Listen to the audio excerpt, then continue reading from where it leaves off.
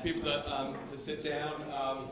That would be great. We do need to go. We're a little bit behind schedule, but I think we will pick up with this panel, and we'll get us back in time for lunch. I did want to mention that actually lunch is not going to be in this building. Lunch is going to be over in, where is lunch? Lunch Anacon. is over in Anacon, which is actually, if you go, we'll parade over together. We'll go up the stairs, out the building over in this corner here, and you walk right across to, it's a red brick, more modern building. It's a student center. So if you walk right out there and go up to the second floor. So that's where we'll have lunch, and so that will be at 12:30. And so we'll try to make sure we end this panel a little bit early so that we can make sure that we can get over there and settle in for our lunch speaker, because that's really going to be fantastic. Robin, thank you for coming out and joining us for this meeting. So again, I'm Tony McDonald, and we're sort of shifting gears a little bit, but really it's difficult. That was just, for me, a really mind-bending and wonderful presentations that really got me. I read all the notes about cases I'm supposed to read and things I need to follow up on, because it really shook my way of thinking about, we really can think about issues in fundamentally different ways. And I think one of the challenges that we heard from our first speaker that we do need to think about in fundamentally different ways, that it seems like our success stories and our challenges around coastal adaptation and resilience keep running into fundamental issues of we need probably a different and much more comprehensive and scalable response given the nature of the problem, and then that perhaps our current ways of thinking about these issues from a policy and legal perspective are not adequate. So we have three presentations today for the panel on adapting to sea level rise, storms, and flooding, both sort of bringing some of the international lessons, but also looking across the country, locally, and also from a sister state suffering first-line problems, Florida, about some of the issues. So we have three speakers today, and just to shake things up, they're not the speakers that are in your panel, because we did have Margaret Peloso sends her regards. Until yesterday, she was all set and eager to come with us, and she has a wonderful book that you can read to understand ideas, but unfortunately, she is also a consultant to the state of California on the wildfires issues, and there's some public comments due on Monday that she was called out to California to work with them on that particular national disaster. So unfortunately, she can't join us, but we do have a wonderful speaker stepping up to fill her slot. So we have three speakers today. Again, their detailed bios are in the brochure, but Jennifer Lee from Georgetown Law Center will talk broadly, I think, about sea level rise adaptation strategies and managed retreat, and some concepts and some ideas. The Georgetown Law Center does fantastic work on resilience and adaptation, so I really recommend them as a resource. So I think we'll get a great sort of foundation about some ideas that are in play right now and options for New Jersey moving forward. We're then actually going to switch to Tom Harrington, who's going to be our second speaker. And Tom is his bio isn't in your brochure, but he is the associate director at the Urban Coast Institute, a coastal engineer, an expert in coastal processes, and also working on a variety of local adaptation projects. I think you're going to use Atlantic City as one model of an issue, that a place where there's a lot of private and commercial property at risk, and we're working at the community level around some adaptation and resilience strategies for New Jersey. So Tom will be the second speaker, and we'll wrap up with Professor Keith Rizzardi from St. Thomas University in Miami, and he's going to really be looking at these issues from a legal perspective in terms of the adequacy of the current Clean Water Act and water quality regulations and management systems to be able to respond effectively to climate change. So that'll be great, and certainly Florida is on the front line of some of those challenges. So with that, I'll ask Jennifer to come up, and we'll jump right into it.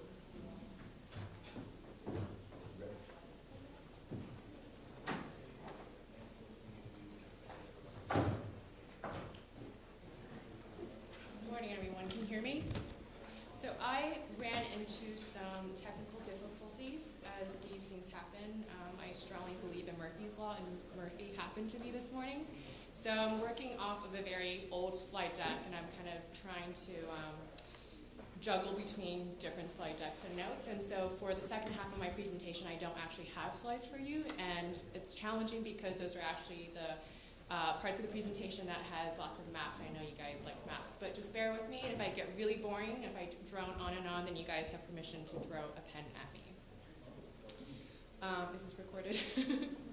So I will start by saying good morning again, and thank you to Randy and Tony for inviting me here to speak with you. And I especially enjoy the opportunity, as always, to speak with students.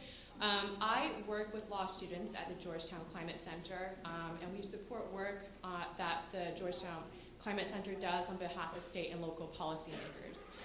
Briefly, the Georgetown Climate Center, or GCC, was created over 10 years ago with the express purpose of being a resource to state and local governments on climate policy. So the Climate Center works on both mitigation and adaptation issues. On the mitigation side, we help states reduce carbon pollution in both the transportation and in the power sectors. And on the adaptation side, which is my home base, we work directly with states and local communities on legal and policy issues for preparing for the impacts of climate change. Some of our work in recent years, including providing toolkits or best practices for cities to advance green infrastructure practices, adapting to urban heat, and using different land use tools to preemptively respond to threats posed by sea level rise.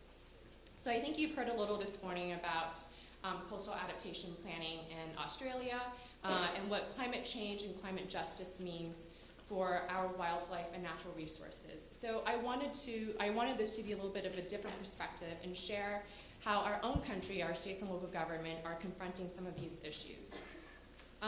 So you've heard a lot about why sea level rise is a problem.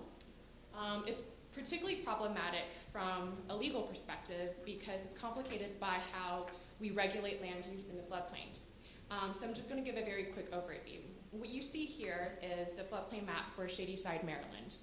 It's a peninsula just south of Annapolis with about 6,000 residents.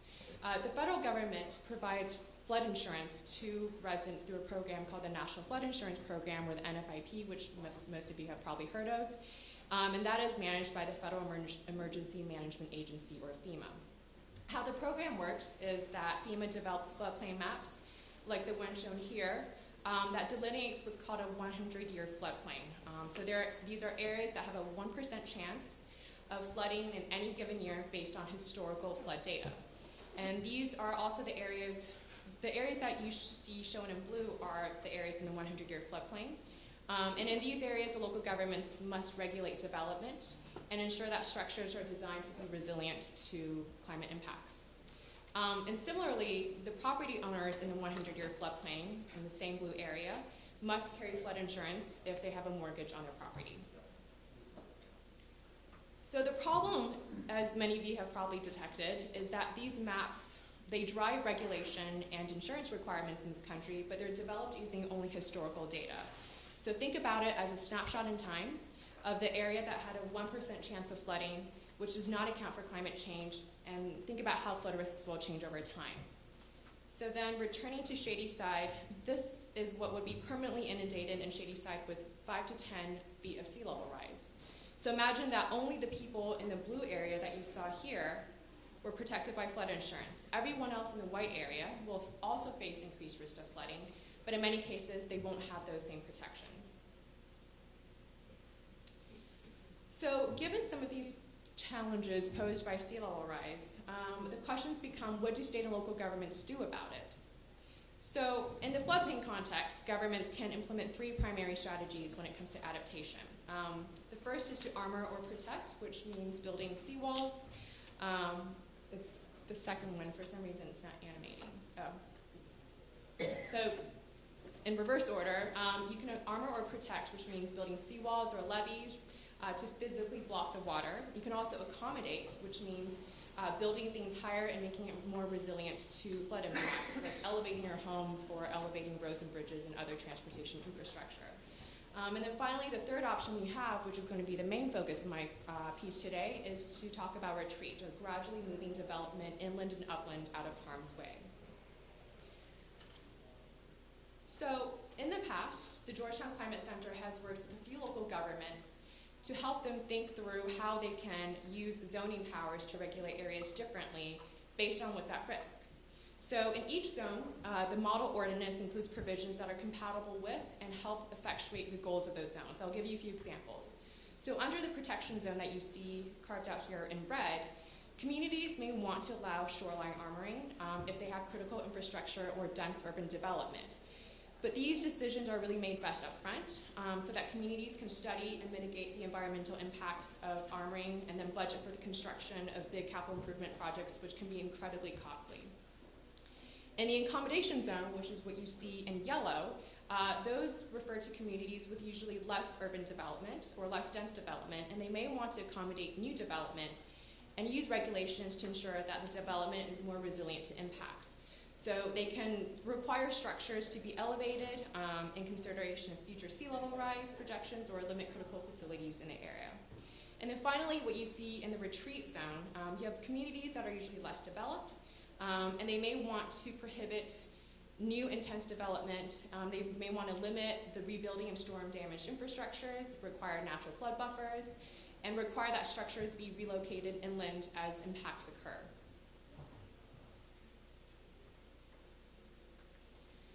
So of course there are legal and policy trade-offs to all of these options, right? So in the accommodation zone,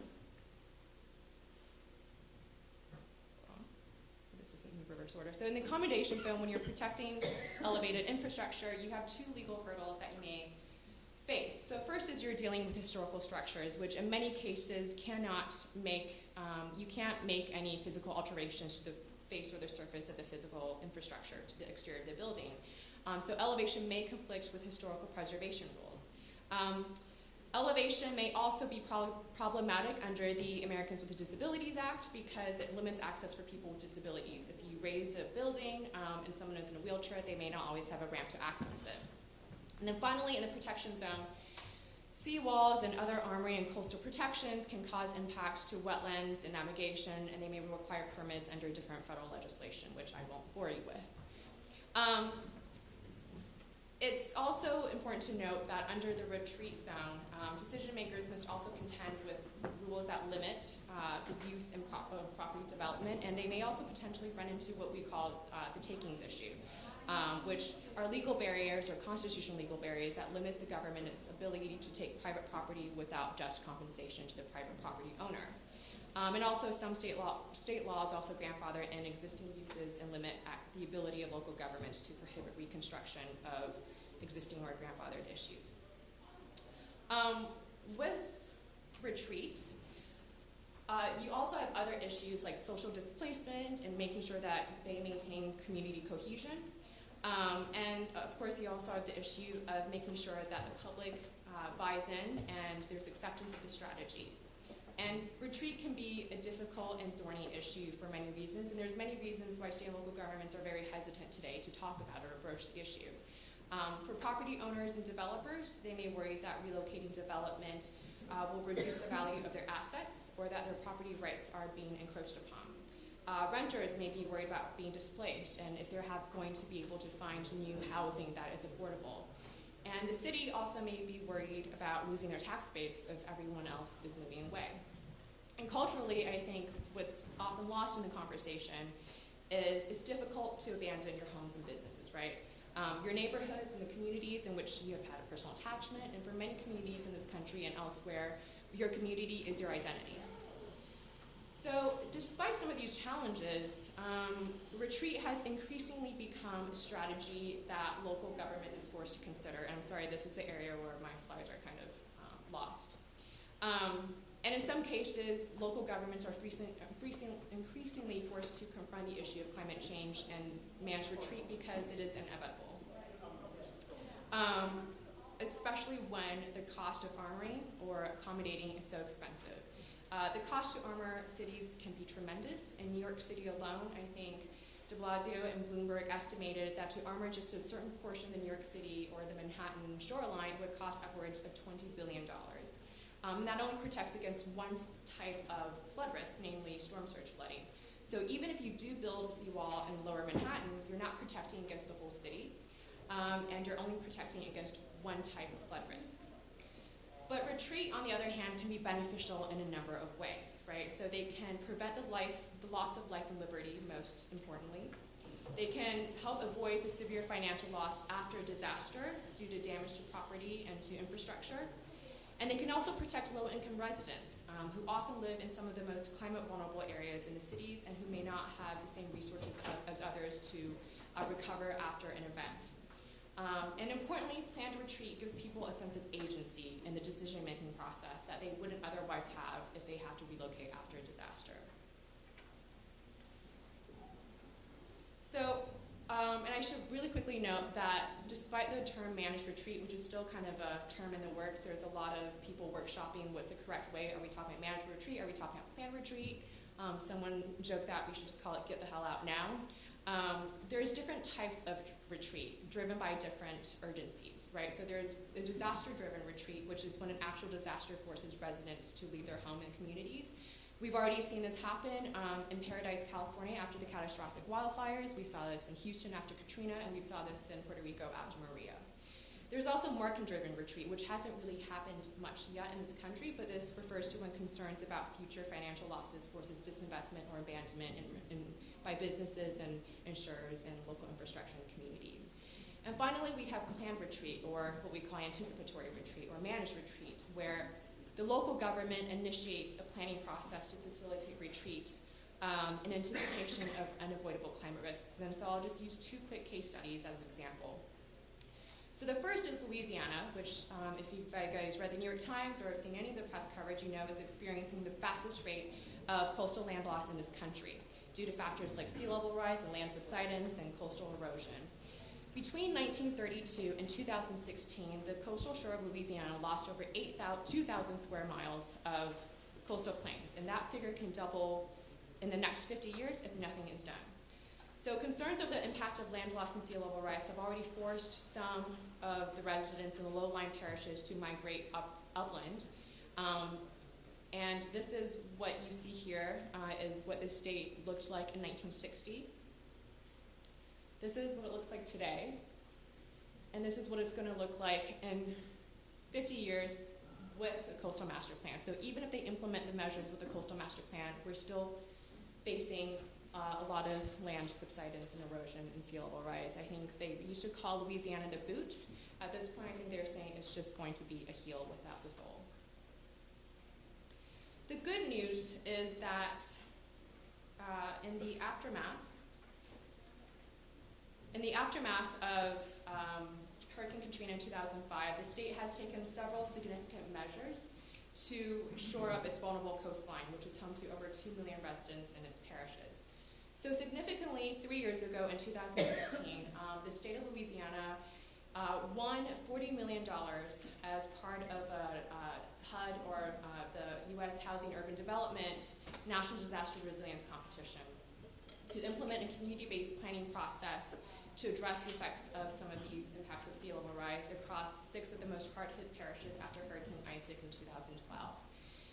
The LA Safe program is jointly managed and funded through a partnership between Louisiana's Office for Community Development as well as the local nonprofit, the Foundation for Louisiana. Together, they're developing strategies to enhance the resilience of coastal communities in the parishes. They're working to design community-driven development plans that are sensitive to the community's needs, priorities, and what they consider their assets. And they're also providing funding to 10 projects in the 6 parishes to help increase resiliency of its residents. And the projects were designed to be scalable and transferable within the 6 parishes. So the next few talking points are a little bit tricky without maps. But basically, the projects were designed for 3 types of flood risk scenarios: low, medium, and high impact. They were also designed to correspond to 3 types of development zones. One is called Reshape Zones, which are areas with low flood risk that the state will anticipate to be receiving communities, so they'll receive migrants or other Louisiana residents who move from the more hazardous areas. The second zone is the retrofit zone, which are areas with moderate flood risk where the state anticipate approaches like armoring and accommodation that I discussed earlier. And then finally, we have the resettlement zones, so the area with high flood risk, and the people are getting the hell out of Dodge, and where anticipated loss is happening with both population and land.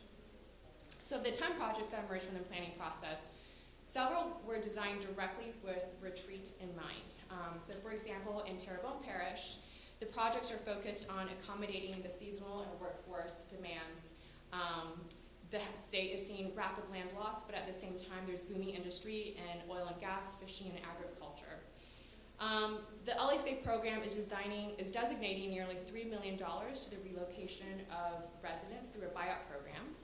The strategic buyout program that they have include elements like creating a system for conservation easements to restrict the development of land on certain parcels and to maintain them for conservation purposes, restricting development in high-risk areas, and then decreasing government services to encourage residents to move to higher ground.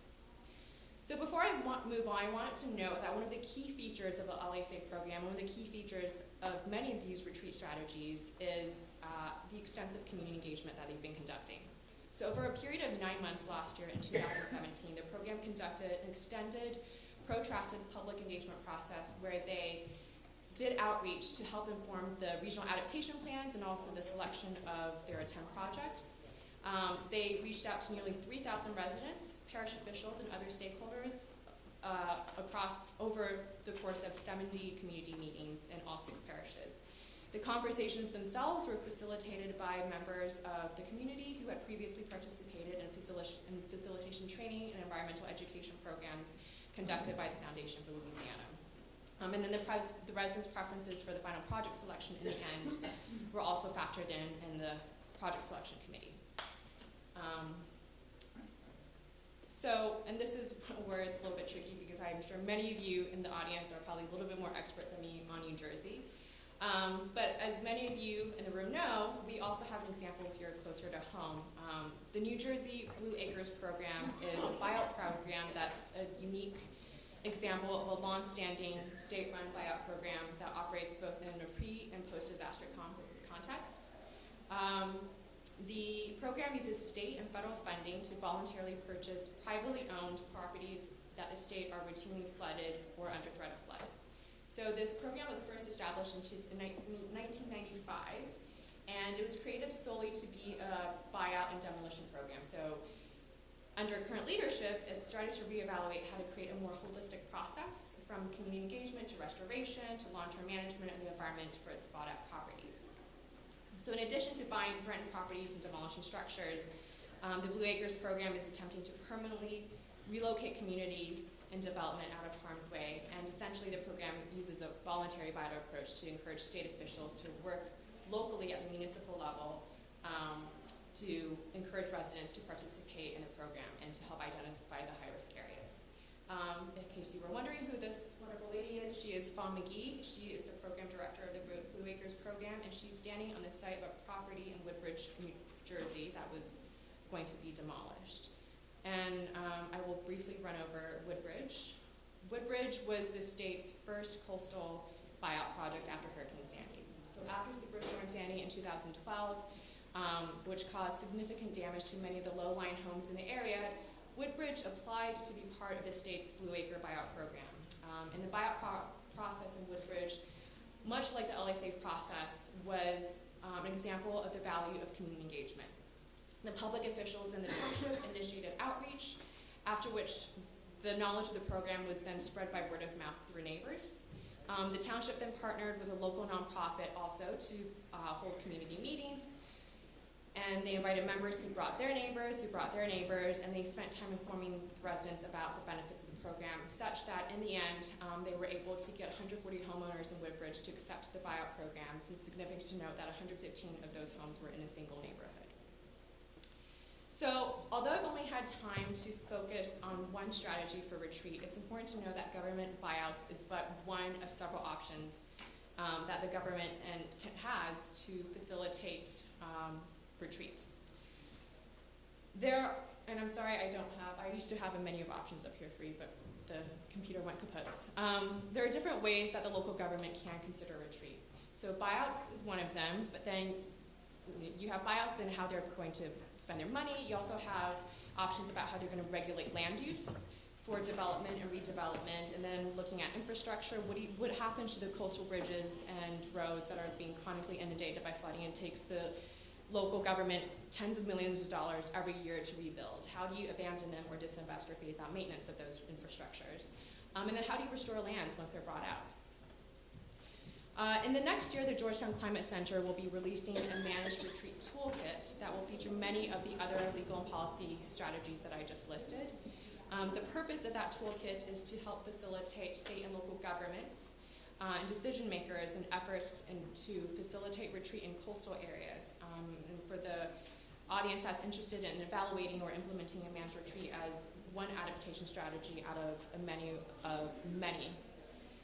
The toolkit will primarily be framed from the perspective of coastal jurisdictions and supporting decision-maker efforts in a proactive pre-disaster context.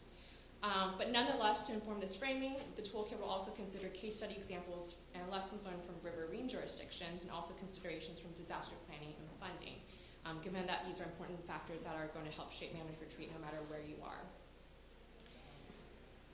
So finally, the resources I've discussed today and many others are found online here in the Georgetown Climate Center's Adaptation Clearinghouse, which is a one-stop shop for a variety of adaptation resources. We currently have over 3,000. It's a searchable database that you can use based on your interest or geographical area and a variety of other search functionalities.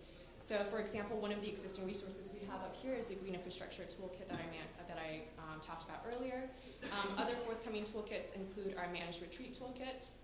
We're also working on a toolkit for cities on how to advance equity for adaptation measures. The acronym is going to be EAT, so it's easy to remember.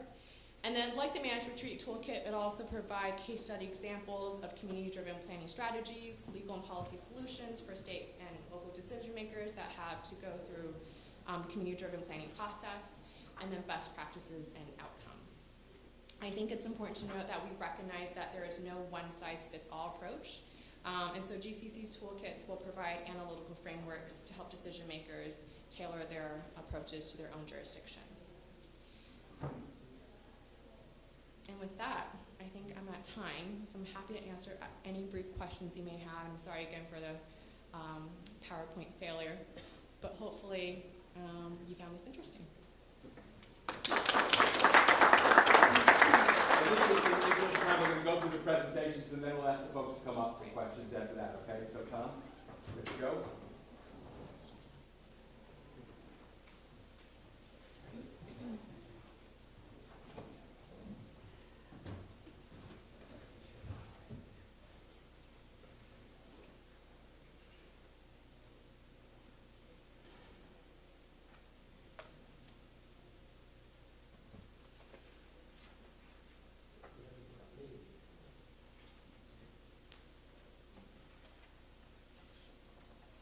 Okay, thank you. I was going to look at some of the critical infrastructure facilities that are located along our coast, and they're not there by random. They actually have a function and a need to be there, and the question is, what do we do about these facilities that are required to operate in these environments under the threat of sea level rise? And so this is not New Jersey or a picture from Sandy. That would be surprising. This is actually a Duke Energy facility that was flooded during Hurricane Florence last year. And this is a power plant facility, so obviously the impacts are significant both locally and regionally.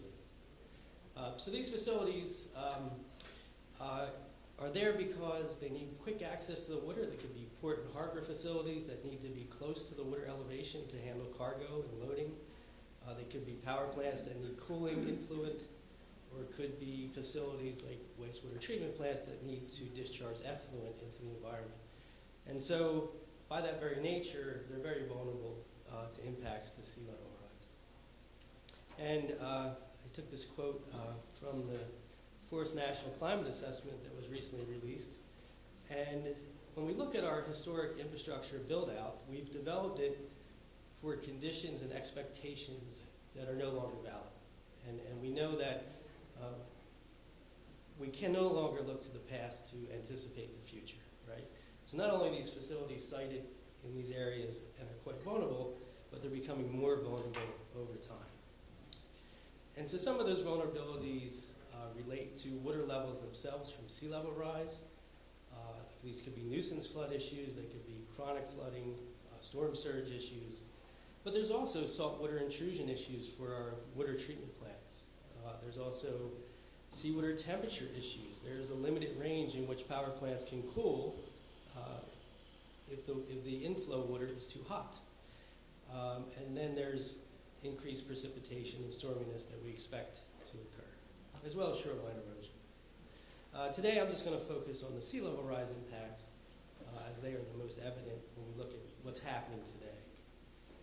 So just some of the terminologies. The Weather Service has tried to define what flood levels mean in a changing climate.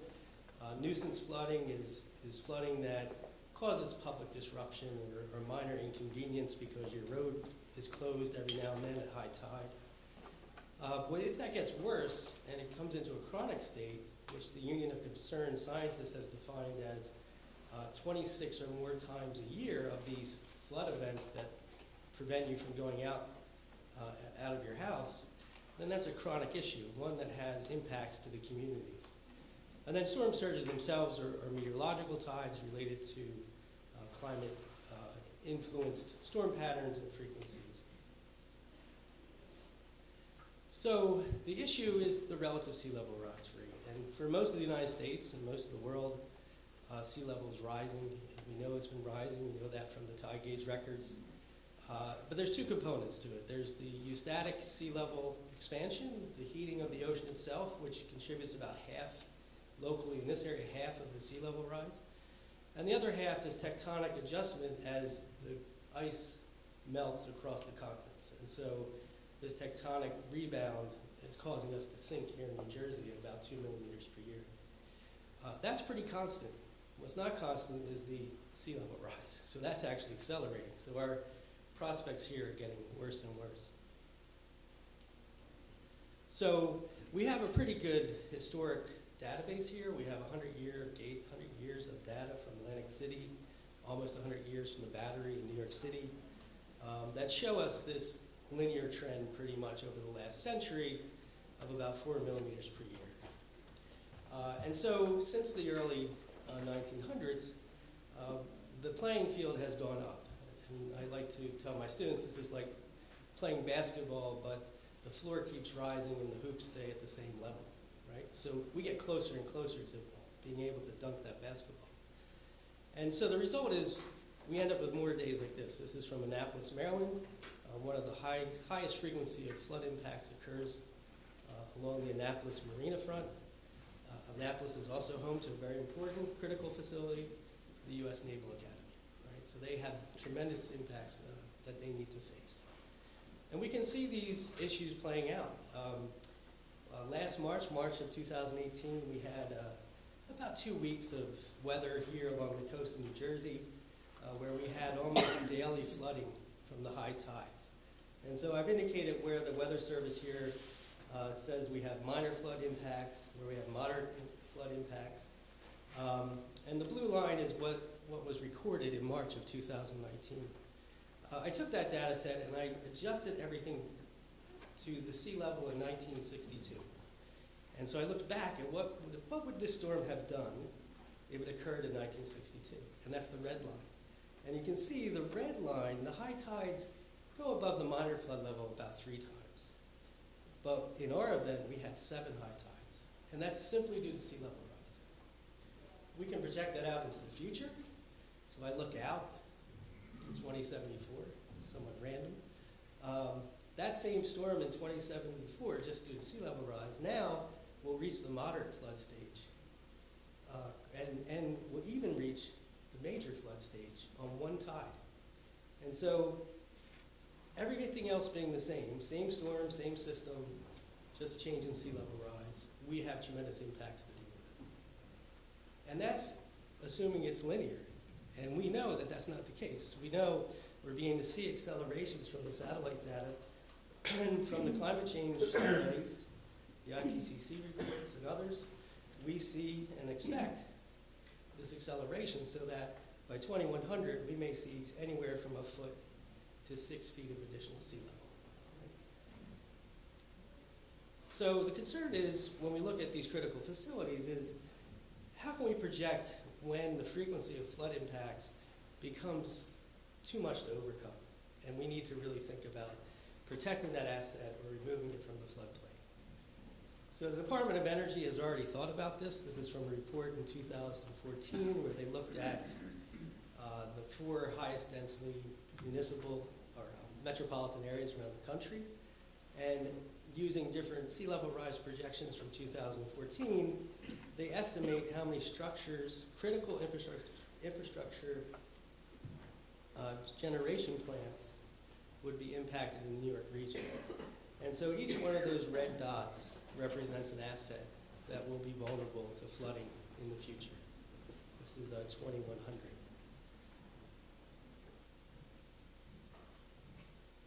So, but this is just sea level rise alone. This is just raising that playing field. Well, in effect, on top of that playing field are storms, right? And so how do we look at these impacts of frequency of flooding due to sea level rise as well as storms that come by the coast? And we can do this by downscaling those impacts based on the historic tide records. And so I chose Atlantic City. I've been doing some work with communities around Atlantic City to project nuisance flooding problems they may see in the future, to kind of let them understand what's their future looks like. However, here I'm going to take a look at, up in the center frame at the top, is the sewage treatment plant for Atlantic City. That plant right there is responsible for taking all the sewage from Atlantic City and surrounding communities, treating it and discharging it into the coastal environment. It sits in a marsh, very, very low elevation. Most of the property is below 5 feet of mean sea level right now. So it is very vulnerable to flooding, and it does flood today quite frequently. So how do we do this? So we have this extended tide record at Atlantic City, and I'm going to make 2 assumptions here that are probably not good assumptions. One is I'm going to look back 25 years, and I'm going to say, okay, this is my water level record of everything that's happened in the past 25 years, and I'm going to assume that's going to stay the same in the future. It's probably not, but that's my first assumption. And the second thing is, I'm going to assume that these peak water levels are the true peaks. But in reality, many of these storm systems came by at low tide, and so the storm surge was quite high, but the total water level was not. And so if we were to put those storm surges on the highest tides of each year, we'd have a very different distribution. These are all the tide data, but there's Sandy out there, the big outlier, 2012. And what I can do with this is figure out how many times I should expect the tide in Atlantic City to be above mean sea level. And so we can see, or a certain elevation around mean sea level. So on the left side of this graph, I can see that anything that's above negative 1 foot below mean sea level will always be exceeded by the high tide. And that half the tides exceed about a foot above mean sea level. And then out here on the tail, I have the storms. And so the tidal range in Atlantic City falls within the red box. Everything beyond about 2.5 feet are storm systems that have come by and elevated the storm water levels. And then that line there is the 4-foot flood threshold for the sewage treatment plant. So we can see the sewage treatment plant floods occasionally, maybe 6 times a year right now, but not all the time. I switched this over to number of high tides. So I want to look at how many high tides are actually going to flood the facility. There's about 730 high tides a year in Atlantic City. And so to this data, I'm going to add what is the consensus regionally for future sea levels here in New Jersey. And so right now, we believe in 2030, sea level will increase another 0.8 of a foot regionally. By 2050, it should be 1.5 feet. 2100 with low emissions, maybe 2.3 feet. With the high emissions, it could be up to 3.4 feet. And if we look at the likely range, it could be as high as 4.5 feet. And so these are kind of the consensus sea level rise changes we should expect in Atlantic City. And so I've simply added that sea level to those high tide curves, right? And so the blue line here to the right are the high tide elevations for today, or actually last year. I did this last year. Then we can see that in 2030, we'd expect those tides to get higher just because of the sea level change. The same in 2050, and then the 2100 emission scenarios, right? So two things I want to point out here. This is not a linear change. This is a bell curve. This is an exponential change in number of floods, right? So it's not going to be a linear impact. It's going to be a very dramatic impact quickly. So I put in my flood threshold for the facility here, and we can see that today, again, it floods maybe 6 times a year. By about 2050, we should expect that 129 tides will flood the facility. If we have the low emission scenario by 2100, over half the high tides will flood the facility. So 1 tide a day will cause flooding at the facility. And then when we get into the emission scenarios of the medium or high threshold, we see that almost every tide is flooding, right? And so I also want to point out the tails. The tails are the storms, right? And so if we look that in 2100 with the low emission scenario, we would expect 6 feet of floodwater to be occurring 50 times a year, right? So this is an important thing, that these are going to become significant impacts over time. So what could we do about it? Well, this very industrious farmer in the Midwest diked his farm, and we certainly could do that. But the question I would have is, what would it be servicing? What would be there on the island that it would be providing service for? And the other idea is, well, the Army Corps has kind of solved our problem for us. They always like to do this.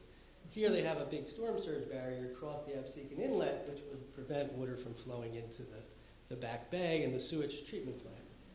However, it's not protecting everything. There's people not protected on the outside of that gate. So we saw, and this is the only policy thing I'll say, because I'm not a policy guy. We saw a great presentation yesterday about transfer of development rights. And the issue with that is we expect that if we can create the right kind of structure and framework, that private property owners will willingly sell our home and move somewhere else outside of the floodplain.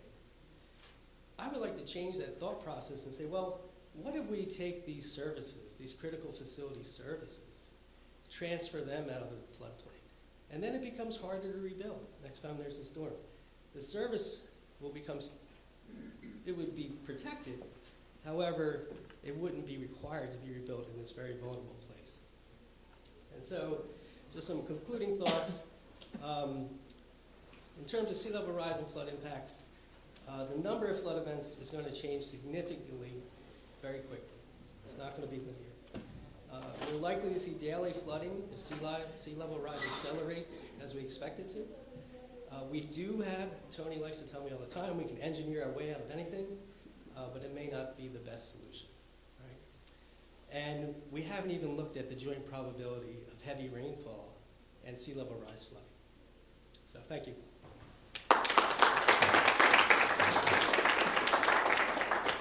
Keith, please.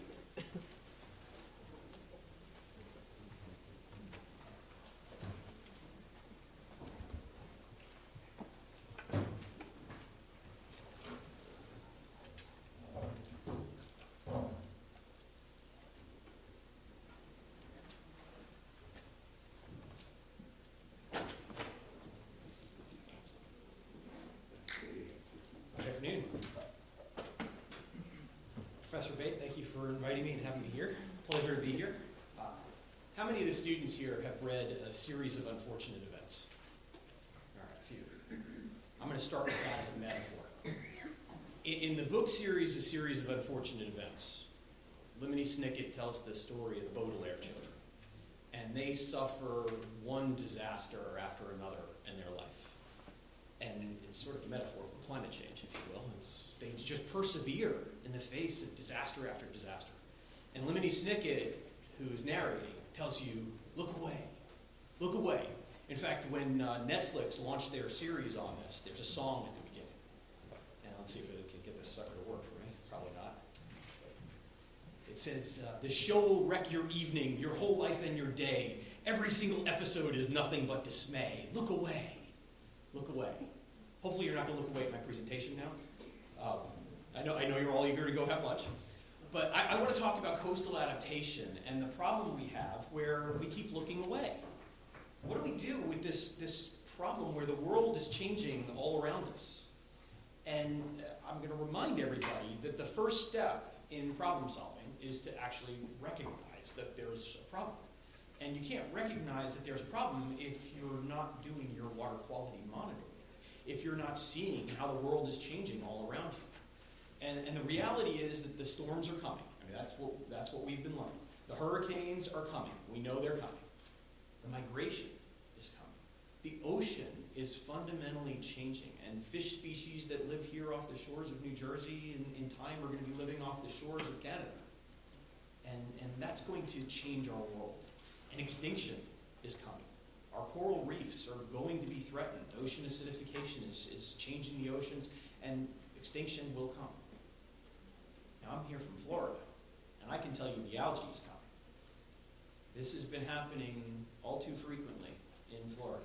We've been dealing with the blooming of the algae in our changing water quality conditions, and it's going to come. So how do we deal with these problems? Well, we have to recognize them for starters. And to recognize them means we actually have to look for them. And I want to start with a real baseline concept. Water is a human right. Water is a natural resource and a public good, said the United Nations when its Committee on Economic, Social, and Cultural Rights got together in 2002. They said it's a limited natural resource, a public good, and a human right to water is indispensable. Okay, sounds good. They even went further. They said, you have a right to clean water. It must be safe. It's supposed to be free of microorganisms and chemicals. Okay, but how does that happen?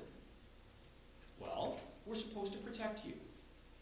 Governments, states, institutions, we're supposed to make sure that the water is safe and not toxic. And we do that, and here's the key. This is the United Nations says, states should monitor and combat situations where aquatic ecosystems serve as habitat for diseases whenever there are risks for humans. We're supposed to monitor our waters. Seems like a common sense concept. The United States said, look away. In 2007, we issued a letter that said, yeah, the United States doesn't share the view that there's a right to water. That's a human right. Well, UN General Assembly amendment, 2010, they said, yes, it is. It's a human right. We formally recognize the right to safe and clean drinking water. It's essential. The United States said, look away. There is no right, there is no human right, said the United States, in our statement abstaining from that vote in the United Nations. Now, in fairness, we do have pretty good water laws here in the United States. We may not call it a human right, but we do have a Clean Water Act. It has transformed our watersheds. Over the years, we've cleaned up our waters. The Cuyahoga is not burning. And the Clean Water Act says that the objective of this is to maintain, restore the chemical, physical, and biological balance. Clean Water Act says it's our national policy to do so. We are going to protect you from toxics, says the Clean Water Act. I love this. It says states shall establish, equip, maintain water quality surveillance system. Under the Clean Water Act, our states are required to monitor for water quality. Sounds good. In fact, there's this lovely line. The grant money that comes from EPA is contingent on states having water quality monitoring programs. You have to have one. Grants are prohibited to states that don't establish water quality monitoring. Sounds great. EPA issued some guidance. In their guidance, they gave us some standards for what should be in a water quality monitoring program. To what extent is the water quality changing? What's the overall quality right now? Where are the problem areas? What areas need to be looked at? What level of protection do we need? How effective are your programs? They ask a whole series of questions, and they expect the states to design their programs to meet it. And remember, the Clean Water Act says EPA's grant funding is supposed to be contingent upon this. Unfortunately, the EPA then says, look away. Because it's not our intent as EPA to use that elements document to withhold grant money. Clean Water Act said you had to have a monitoring program. EPA explained what a good monitoring program is, and then EPA turns around and simultaneously says, but if you don't adhere to our monitoring program, it's okay. I think all it means is, as long as you have something, you can drop that Secchi disc in the water, you can check for water quality, that's your program, because EPA is not scrutinizing as much as you would think. I'll turn to my home state. We've got all sorts of laws on water quality. We have an entire chapter in the Florida statutes, 373, and it has layer after layer of requirements for water quality monitoring. You're supposed to consider it, it's supposed to be adequate, it's supposed to be enough to ensure protection, an entire body of law. Statewide program to manage total maximum daily loads, which is one of those terms of art in the Clean Water Act, must include monitoring. I like it. We're supposed to have monitoring. DEP, our State Department of Environmental Protection, look away, they say. They actually came up with a statute that says, well, as long as you do the stuff that we give you in your permits, we're going to presume that you're in compliance with water quality standards. You don't have to do the monitoring. Now, what that means in South Florida, I live in Palm Beach County, just below the Lake Okeechobee in the liquid heart of South Florida, and on the Atlantic coast. So if water's flowing into Lake Okeechobee, and there's green algae blooming in Lake Okeechobee, don't I know that there has to be a problem upstream? Isn't it self-evident that we need to go do some monitoring upstream? It is, but the state law says, I'm presuming compliance because the folks upstream got permits. It creates a real challenge for solving our problems. And the agency that's really on the tip of the spear on these things, the South Florida Water Management District, they too look away. We know we've got problems. I can see the green algae that's blooming on our shorelines. And last year, the Miami Herald put out a pretty telling story about how even in the face of all these algae blooms, we were cutting the number of locations that we were doing water quality monitoring at. So being an academic, I got a little inspired by that article. I started doing a whole series of public records requests. I wanted to know what was happening to the funding. I wanted to know where the water quality monitoring was being done. I started probing what was in our databases, and this is what I learned. That since 2007, we gutted our funding for the water quality monitoring laboratory. That's the top line in blue. The dotted line underneath, even more telling. That's the money that we would spend to have third-party contractors and cost-sharing programs do water quality monitoring. Things where we would fund the U.S. Geological Survey or the Florida Department of Environmental Protection or other institutions that we were sharing our costs with. That one dropped 90%, our funding. Well, we're spending less on water quality monitoring. That probably means we have less data, and indeed, that's been borne out. Dove into the DB Hydro database where all our water quality monitoring information gets stored. And what I learned, we're collecting less data. Now there's still some hope.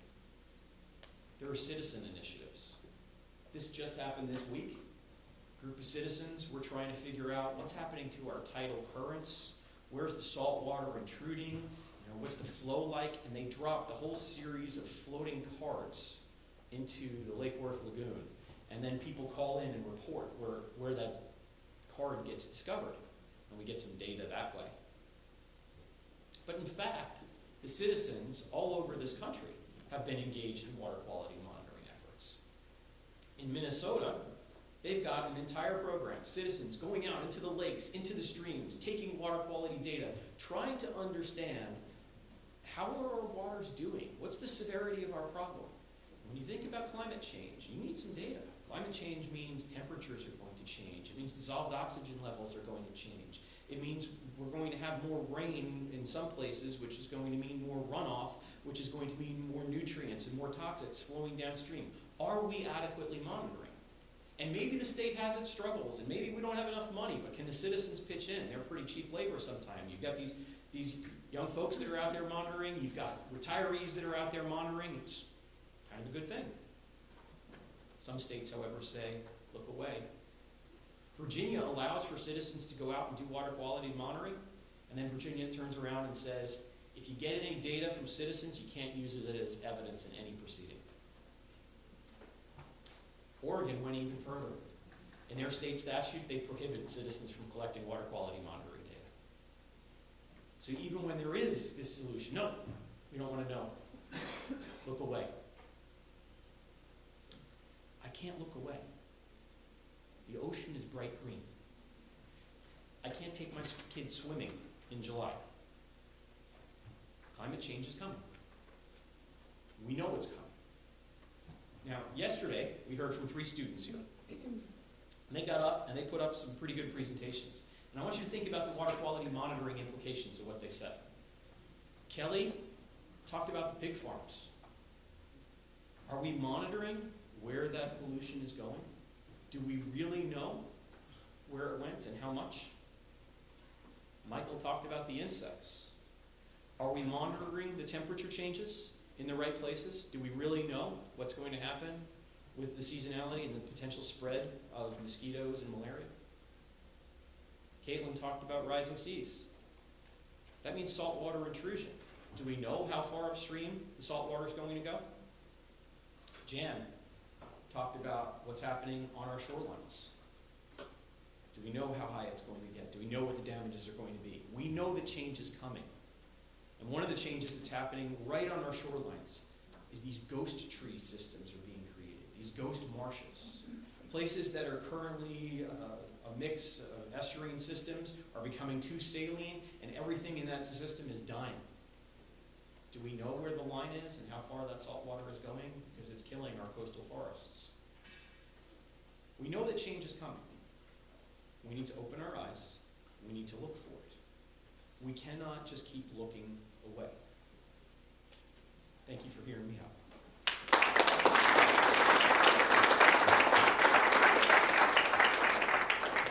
We do have some time for a few questions, so if I could ask the panelists to come up, that would be great. Thank you very much.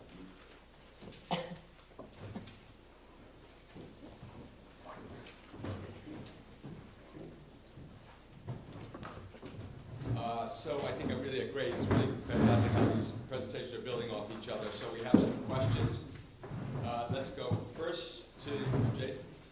Thanks to all of you for wonderful presentations. Keith, regarding the prohibition of citizen science, I have to ask for some more details on that. Are there any provisions like no citizen science without a proper QA/QC program, or QAP as they're called in New Jersey, or is it just straight prohibited? So there's no real consistency. It is a state-by-state situation. Some states do have programs that empower citizen monitoring and have some provisions on QA/QC. A lot of states get nervous about it, and you can understand it. If you're on the receiving end and the enforcement end, and the data was not properly collected, and it's showing that you're violating water quality standards when you're really not, you can understand why citizens would be nervous about it. On the other hand, it's better than not monitoring at all.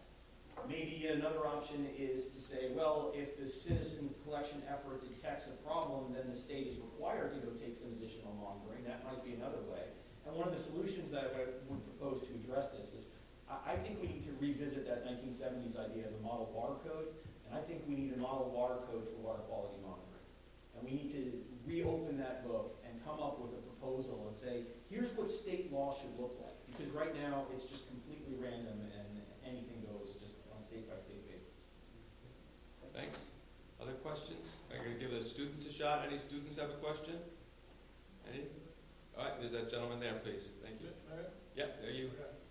This is for you, Jennifer. So, what do you think needs to be done further, like research-wise, for more of the retreat process you call for? Because you can see, I don't know, in Jersey Shore, you can see how they're building houses up very, very high, combat flooding, which happened with Sandy. So what needs to be done further for the retreat process? That's a loaded question. So look forward to our forthcoming I got my managed retreat professor, toolkit. like right there, so it's very low. So what can be done further by whom, right? So I think in terms of the research area, one of the things that my students are researching is this idea of disinvestment from critical infrastructure and transportation infrastructure, which is something I mentioned. So you have this idea in the Constitution that says that the government, comes up from the eminent domain idea that the government cannot take private property of citizens without just compensation. There's different, and that's called takings. And there's a lot of case law in this extensive case law, but what isn't so clear is, are there any exceptions to the takings rule? And takings is a constitutional concept that's at the federal level, but each state also has its own unique jurisprudence around takings.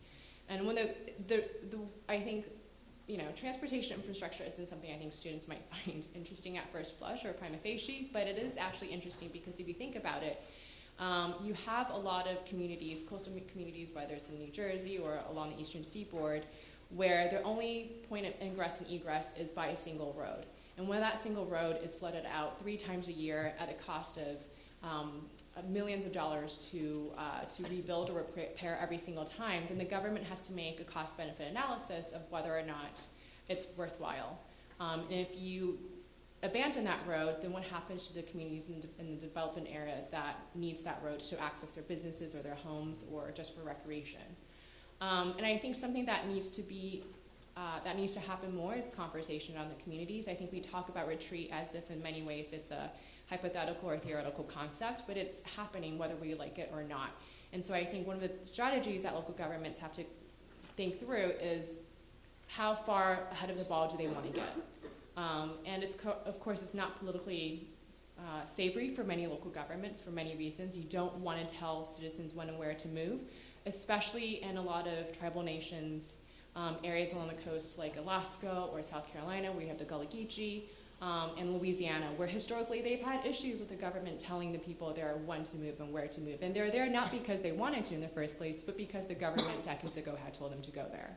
And you can't just push money at them and tell them, here's $50 million, and why don't we relocate? And if you just Google this news in Louisiana, you're going to see a lot of interesting articles that come up and some of the very thorny challenges that come up. You can change infrastructure, you can change laws, but you really can't change human behavior as easy as you think it is. Great, thanks. Jan? Oh, what? Jan, please. I've got a follow-up question, and it actually cuts across all 3 presentations, which were absolutely fantastic. Thank you very much.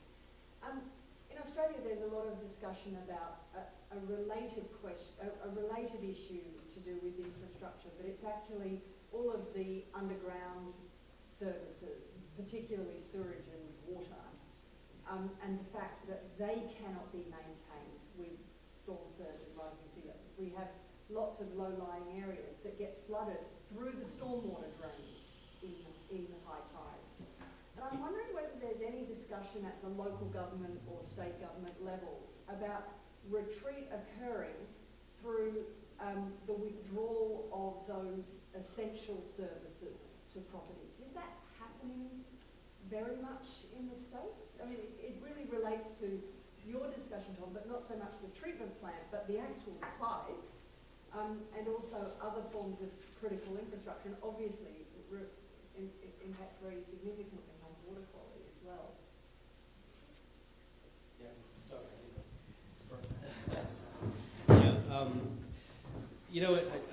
The challenge for municipalities here, anyway, is that they survive on their tax base, right, and their services provided. And so it hasn't gotten to the point where the cost of maintaining those services or systems is unreasonable, right? So as long as the tax base is there, I think they'll continue until it doesn't make economic sense. I have heard mayors in very vulnerable communities discuss this idea. It's almost of a rewilding of the shoreline, where if you can remove some of these essential municipal services inland, they still get the services, but they're located off the coastline. That's the first step. And then over time, you can kind of see the community itself moving back. But at this point, the financial and economics don't make sense. So I put up a slide on this. While I'm critical of what's been happening on water quality monitoring, I will give some praise to the leaders in South Florida.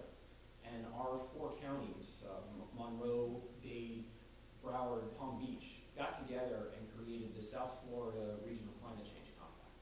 And our local governments are working together and coordinating together to try to come up with a regionally comprehensive approach to adaptation. Where do you retreat from, and where do you continue to provide the services? Where do you keep the roads, and where do you abandon them? What happens with your zoning approaches? What happens with your building codes? And they've been working on a plan that works for the community, because, bring it here to New Jersey, you can't have one town, one tiny little town saying we're going to do it and we're going to stay, and the next tiny town to the north saying we're out of here.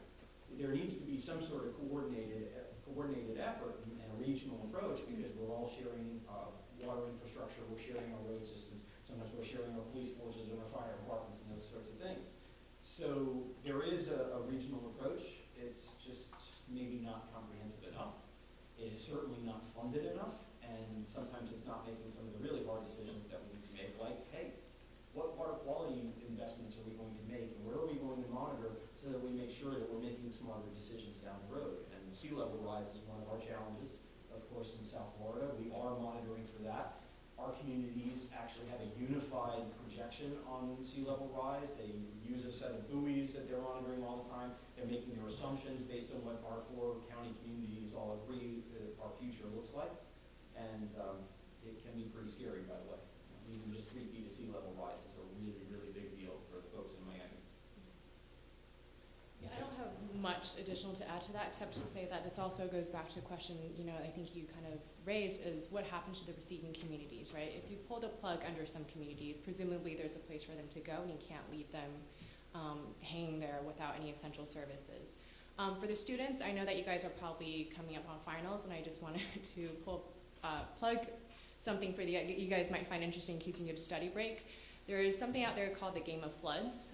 It is something that I think many of you might be interested in. It's if you like Settlers of Catan plus, I don't know what other board game to compare it to. It's kind of like Settlers of Catan, but you make cost-benefit analysis exactly like what we're talking about. You look at utilities, you look at water treatment plants across the city, and you make a cost-benefit analysis with other community members about what your priorities and your assets are, and which to save and which to not save. So Game of Floods. I said floods, right? Not thrones? Okay, floods. Jan, that issue comes up regularly, but I don't see a lot of energy in sort of following it through to its logical conclusion. I think that's with a lot of these cutting edge ideas. I think what freaks people out is not necessarily the initial idea, but then they already are 3 steps ahead and think, oh crap, so they don't really pursue it. It comes up in discussions of extending concept of the Coastal Barrier Resources Act in a way that make it more comprehensive and work around some stuff.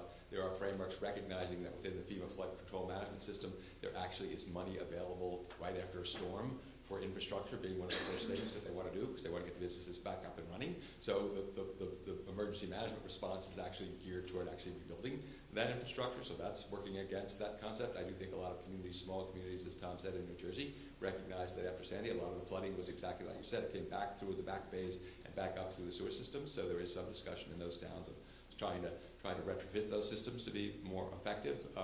So it comes up in lots of discussions as something that needs to be considered. But again, right now, services like that are considered to be a basic governmental responsibility to maintain, to provide those services. So the concept of taking them away, it goes against that fundamental framework, which I think most of the current emergency management framework is geared toward keeping that up and running, and also then permitting those options is just it's a huge problem. So how do you, in advance of the storm, create opportunities where you pre-permit instead of pre-permitting the restoration, you expedite permitting for something else. But that's hard to do because they haven't been through a permitting process already, so it's hard to consider that. A couple more questions maybe. Let's go here with Billion. Well, great presentation, thanks so much. But I want to bring up a question that we started to discuss yesterday, and that's, you all, really laid out so clearly some really major challenges and difficulties that lie ahead. Now, will those require kind of a transformation of our federalist system of government as it relates to the coast? know? I mean, like Jennifer, all the, you know, the small communities, they have a right to their own free will and charting their future and so on and so forth. And yet they're incapable in many cases to preserve what they want and, you know, to plan and move, to preserve facilities, you know, key facilities and so on. It was great to hear about the regional climate action, you know, in Florida. That's a great development. But nobody's mentioned the National Coastal Zone Management Act and the state coastal management programs. And that's something that, you know, we all care about and are very familiar with. But, you know, are they playing the right role? I mean, is there a sufficient action and initiative there? Or do we need to revitalize our own, you know, coastal management program at the federal level in conjunction with the states? You know, what do we need to do from a governance perspective to strengthen our joint, you know, approaches? Is the federal government doing its job? No. Well, Do we need to fix it? Yeah. How? I don't know. That's the big challenge. How do we Yeah. fix some of the problems we have? What I see happening is we're limping along as best we can. We've got the systems and the rules in place that we have. And you're going to see a lot more informal action like this all over our country. And you're going to see coalitions gather together. Because when the federal government lets us down, or the state government lets us down, the local government still has a problem. The local problem doesn't go away. you're at the front line.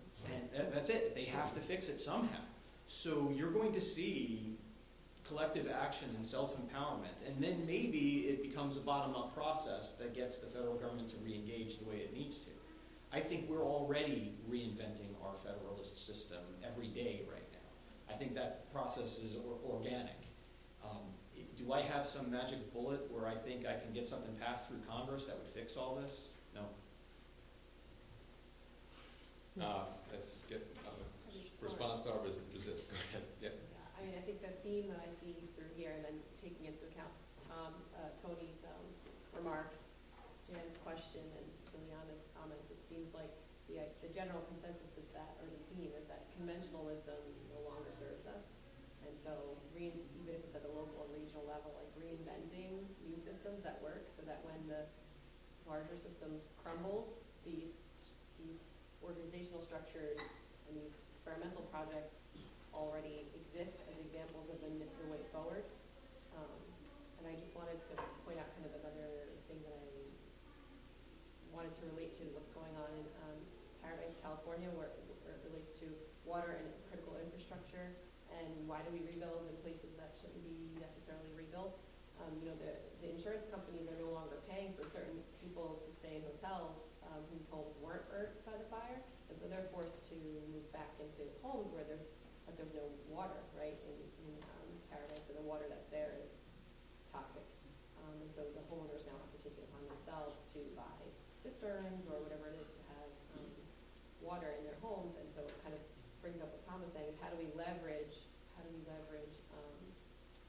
movement of critical infrastructure to say we can't live here anymore.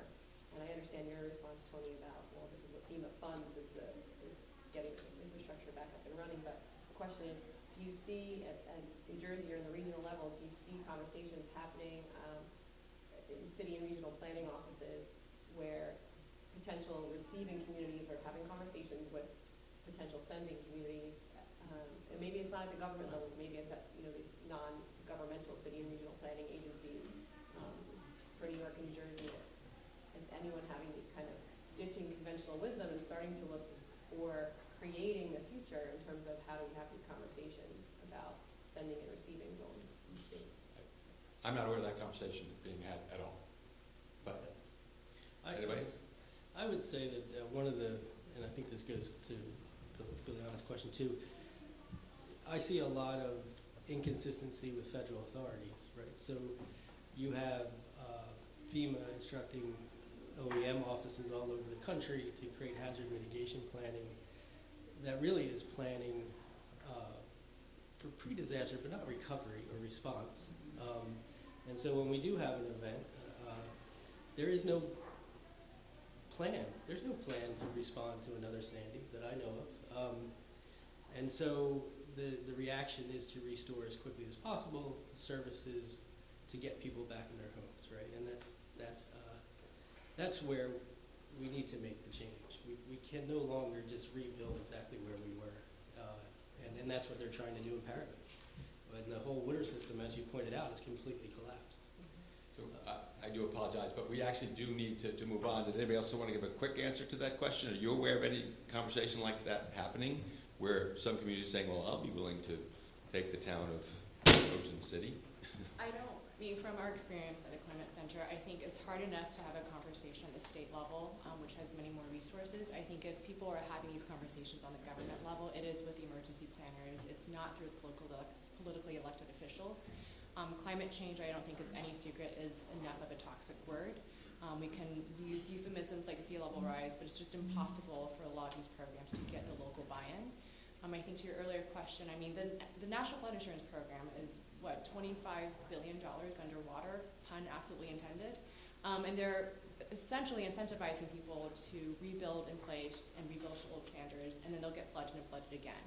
I think the reality of the situation is Louisiana in total received $90 million to relocate residents through an experimental pilot process in only 6 parishes in Louisiana. And I think the reality of the situation is going forward, we're not going to have planned retreat. Most of the retreat will be spontaneous.